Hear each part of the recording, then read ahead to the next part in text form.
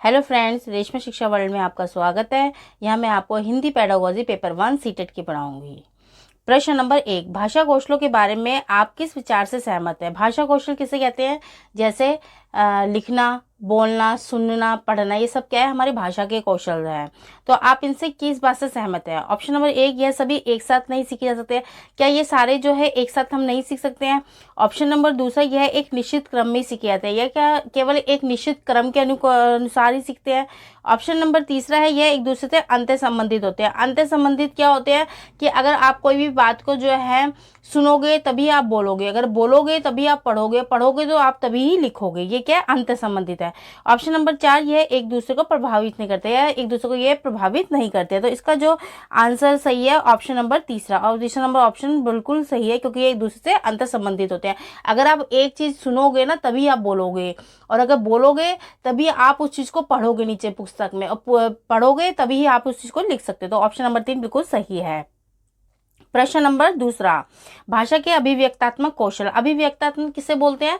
अभिव्यक्तात्मक उसे बोलते हैं जब हम अभिव्यक्ति करते हैं, बोलते हैं। या तो हम अपनी बात किसी को बोल के बता सकते हैं मुख से, या फिर हम लिख के बता सकते हैं। केवल ये दो ही कौशल है जिसके कारण हम अपनी बात सामने वाले को हम बता सकते हैं। तो इसका ऑप्शन नंबर 1 है सुनना, पढ़ना। या तो आप सुनो बात को और फिर उसको पढ़ो। ऑप्शन नंबर दूसरा है सुनो या फिर बोलो। ऑप्शन नंबर तीसरा है बोलना, बोलो और लिखो। ऑप्शन नंबर 4 है पढ़ना, पढ़ो और उसको लिखो। तो इसका जो बिल्कुल सही जो आंसर है वो है ऑप्शन नंबर तीसरा।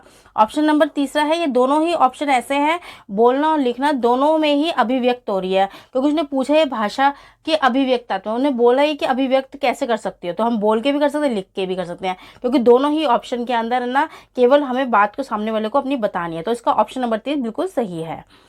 प्रश्न नंबर तीसरा, हम भाषा के माध्यम से डैश और डैश भी करते हैं। ऑप्शन नंबर 1, सोचते हैं पहले हम बात को, फिर हम महसूस करते हैं। ऑप्शन नंबर दूसरा है सोचते हैं और फिर हम विचार करते हैं। ऑप्शन नंबर जो तीसरा है वो है अनुभव करते हैं, फिर उसको हम महसूस करते हैं। ऑप्शन नंबर जो चौथा है वो हम चिंतन करते हैं, फिर विचरण करते हैं। तो इसका जो बिल्कुल सही जो आंसर है वो ऑप्शन नंबर 4 है। क्यों? क्योंकि हम पहले किसी भी बात को हम चिंतन करते हैं मन ही मन में, फिर उसका हम विचारते हैं, उस बात को विचरण करते हैं। तो भाषा के माध्यम यही दो तरीके हैं। तो इसका ऑप्शन नंबर 4 जो है बिल्कुल सही है। प्रश्न नंबर 4, हिंदी भाषा सीखने सिखाने का दायरा इतना बड़ा होना चाहिए कि ये डैश से इसका नाता ना टूटे। ऑप्शन नंबर 1, व्याकरण रटने, या तो हम व्याकरण को रटवाएं। ऑप्शन नंबर दूसरा, व्याकरण सीखने, या फिर हम व्याकरण को सीखने के लिए कहें। ऑप्शन नंबर 3, भाषा का प्रयोग, या फिर हम भाषा के प्रयोग। ऑप्शन नंबर 4, भाषा की परिभाषा, भाषा की परिभाषा सिखाए। तो इसका जो आंसर सही है वो है ऑप्शन नंबर तीसरा। क्यों? क्योंकि हिंदी भाषा हम तभी सीखते हैं जब हम सीखने सिखाने का बच्चों को जब हम मौका देते हैं, भाषा का प्रयोग करने का हम उसको अवसर प्रदान करते हैं। जब बच्चों को जब तक हम अवसर प्रदान नहीं देंगे तब तक वो भाषा को वो सीख नहीं सकता। तो इसका ऑप्शन नंबर तीसरा जो है बिल्कुल सही है।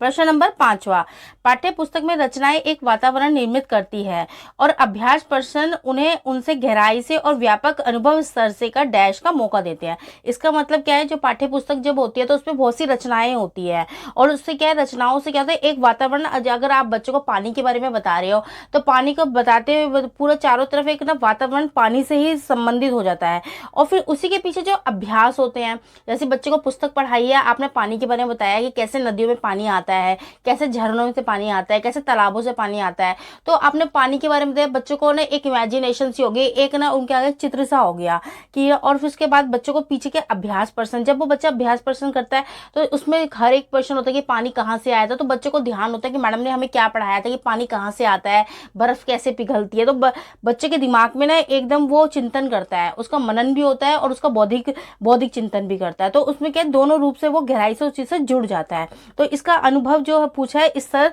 का मौका क्या देते हैं? ऑप्शन नंबर 1, जानने, परखने या जुड़ने। ऑप्शन नंबर दूसरा है परखने, जुड़ने, तादात्म्य में। ऑप्शन नंबर तीसरा है जानने, जूझने या जुड़ने। ऑप्शन नंबर जो 4 है वो है परखने, जूझने या तादात्म्य में। तो इसका जो बिल्कुल जो सही जो आंसर है वो है ऑप्शन नंबर दूसरा। क्यों? क्योंकि पहले हम किसी भी चीज़ से जो पहले परखते हैं, फिर उससे जुड़ते हैं, फिर उसके तादात्म्य में मतलब फिर उसको हम चीज़ को अपनाते हैं। तो इसका जो ऑप्शन नंबर दूसरा है बिल्कुल सही है। प्रश्न नंबर 6, स्किनर के अनुसार।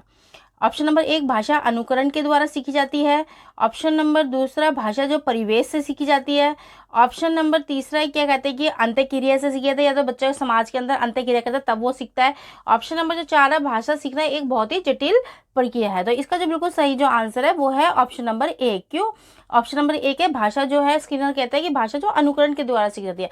कक्षा के अंदर टीचर ने जैसे पाठ पढ़ाया तो वो फिंगर रख के टीचर बताती है एक एक शब्द को, तो बच्चा क्या है वही शब्दों को वो बोलता है, तो वो अनुकरण करता है। तो वो अनुकरण के ही द्वारा जो है भाषा को सीखा जाता है। तो उसका ऑप्शन नंबर एक बिल्कुल सही है।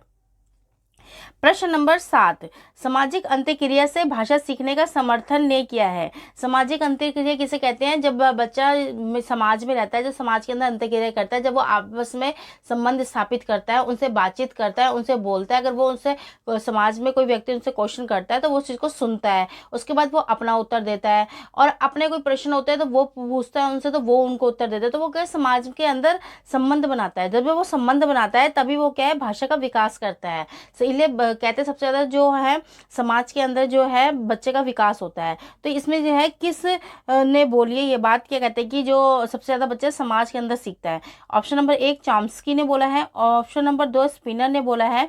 ऑप्शन नंबर तीन, पियाजे ने बोला है। या ऑप्शन नंबर चार, वाइगोस्की। तो इसका जो बिल्कुल सही आंसर है वो ऑप्शन नंबर जो है 4 है। ऑप्शन नंबर जो 4 है वो क्यों है? क्योंकि ना जो वाइगोत्स्की ने बोला है कि समाज के अंदर ही सबसे ज्यादा बच्चे का विकास होता है। तो इसका ऑप्शन नंबर 4 जो है बिल्कुल सही है।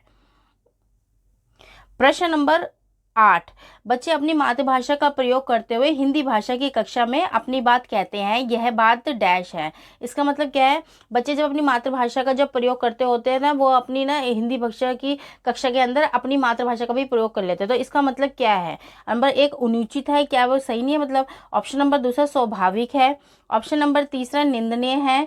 या ऑप्शन नंबर 4, विचारणीय है। विचारणीय मतलब या विचार करने वाली बात है। तो इसका जो बिल्कुल सही आंसर है वो है स्वाभाविक है। तो भाई ये बात तो स्वाभाविक है, बच्चा जो घर में भाषा बोलता है, मातृभाषा जो उसकी होती है वो हिंदी भाषा की क्लास में वही भाषा का प्रयोग कर लेता है। तो ये एक स्वाभाविक है, आप बच्चे के लिए नहीं करते। बच्चा अपनी जो मातृभाषा होता है पहले वो कक्षा के अंदर वही भाषा का प्रयोग करता है, तो ये स्वाभाविक बात है। तो इसका ऑप्शन नंबर दूसरा जो है बिल्कुल सही है।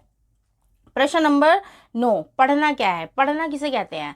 एक होता है पढ़ना, सिर्फ ओनली आप बच्चे को दे दिया, बच्चे ने ना ऊपर से लेसन को पढ़ा और पूरा का पूरा पढ़ डाला है। लेकिन क्या है सही मायने में पढ़ना किसे कहते हैं? ऑप्शन नंबर एक, पढ़कर अर्थ समझना। पढ़कर अर्थ समझने का मतलब क्या है? जब बच्चा ना मौन रहकर जब उस चीज को बुक को पढ़ता है, चैप्टर लेसन को पढ़ता है, तो उन्हें पाठ को पूरा पढ़ के जो है वो उस चीज को अर्थ को एक एक को समझता है कि पाठ में कह क्या रहा है। तो वो होता है पढ़ने का सही तरीका। ऑप्शन नंबर तीसरा है लिखित सामग्री की पढ़ाई। लिखित सामग्री की पढ़ाई, जो लिखी हुई है उसको बस केवल वो उसकी पढ़ाई करी उसने। ऑप्शन नंबर तीसरा है स्कूल में पुस्तकों की पढ़ाई। केवल जो स्कूल के अंदर जो पुस्तक होती है केवल उसकी पढ़ाई करता है।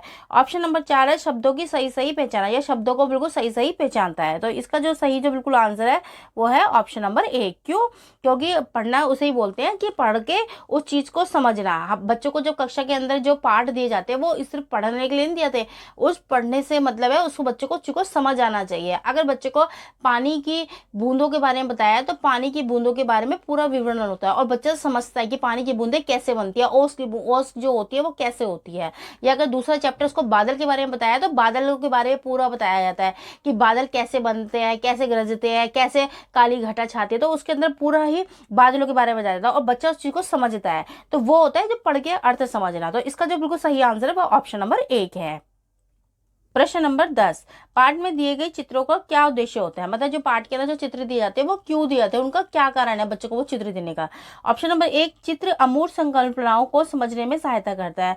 अमूर्त क्या होती है? अमूर्त वो होती है जो देखी नहीं गई होती है। मूर्त क्या होती है? जो मूर्ति के रूप में बिल्कुल सामने होती है, प्रत्यक्ष रूप में होती है। अमूर्त क्या होता है? अप्रत्यक्ष रूप में होती है। तो अमूर्त संकल्पनाओं को समझने में, अब जैसे बच्चों को आपने ना ये बताया हिमालय के पहाड़ों के बारे में बताया कि बर्फ से ढके होते हैं। तो अब जो पुस्तक के अंदर जब हिमालय के पहाड़ होते हैं वो बर्फ से ढके हुए होते हैं तो बच्चा देख लेता है कि हकीकत में पहाड़ ऐसे ही होते हैं। तो वो क्या है, अमूर्त में देखता हुआ वो मूर्त की ही संकल्पना कर लेता है कि हाँ मूर्त में ऐसे ही पहाड़ होंगे। तो यही तो उद्देश्य होता है। अगर बच्चों को तुम मछली दिखा रहे हो तो उसे पता है कि जब पुस्तक में मछली ऐसी है, हकीकत में मछली ऐसी ही होती है। तो ये क्या है, अमूर्त से मूर्त की संकल्पना का समझने में उसको सहायता मिलती है। ऑप्शन नंबर दूसरा है चित्रों से पाठ्य पुस्तक आकर्षक बनती है। क्या चित्रों से जो पाठ्य पुस्तक होती है बहुत आकर्षक बनती है, इसलिए मतलब चित्र दिए जाते हैं। ऑप्शन नंबर तीसरा चित्र पाठ की शोभा बढ़ाते हैं। क्या जो चित्र होते हैं वो पाठ की शोभा बढ़ाने के लिए दिए जाते हैं। ऑप्शन नंबर चार पाठ्य पुस्तक में चित्र देने का प्रचलन, यह चित्र जो पाठ्य पुस्तक में देने का केवल प्रचलन के कारण, मतलब पाठ्य पुस्तक में है कि प्रचलन है कि चलो भाई जब से किताबें छपी है तब से मतलब चित्रों को दिया जाता है, नहीं। इसका जो बिल्कुल सही जो आंसर है वो ऑप्शन नंबर एक है। क्यों ऑप्शन नंबर एक क्यों ठीक है? क्योंकि ऑप्शन नंबर एक के कारण ही बच्चों को ना ज्ञान दिया जाता है, अमूर्त चीज़ों को देता है। क्योंकि हम कक्षा के अंदर हर चीज़ को ना प्रत्यक्ष रूप से बच्चों के सामने नहीं दिखा सकते हैं, पता नहीं क्यों, इसलिए ना अमूर्त चीज़ें होती है। अब बच्चों को किताब के अंदर नए नए चित्र बच्चा जब देखता है तो उसको ना पता चल जाता है कि ऐसे ही मूर्त रूप में होगी। तो इसलिए जो है चित्र जो दिखाने का उद्देश्य ही यही होता है कि बच्चा अमूर्त से प्रत्यक्ष रूप की चीज़ें का देख ले कि वो कैसे होती है। Thank you friends. रेशमा शिक्षा वर्ल्ड को आप लाइक शेयर एंड सब्सक्राइब कीजिए, मैं ऐसी नई नई वीडियोस लेके आती रहूँगी।